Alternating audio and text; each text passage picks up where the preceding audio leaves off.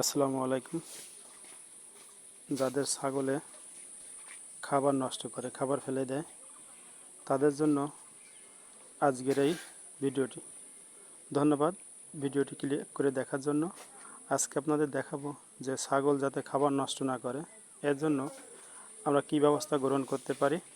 ছোট্ট একটা কাঠ দিয়ে দেখেন কত সুন্দর একটা কাঠের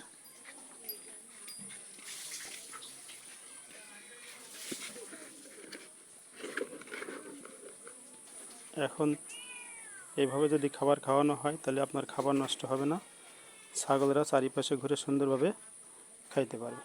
তো আপনারা যারা ছাগল পালন করতেছেন, অল্প খরচে যারা এরকম খাবার পাত্র তৈরি করতে চান, তারা কিছু বাতা নিয়ে এইভাবে লোহা দিয়ে মেরে সুন্দর করে আপনারা খাবার পাত্র তৈরি করতে পারবেন এবং অনায়াসে আপনার ছাগল সুন্দরভাবে খেতে পারবে।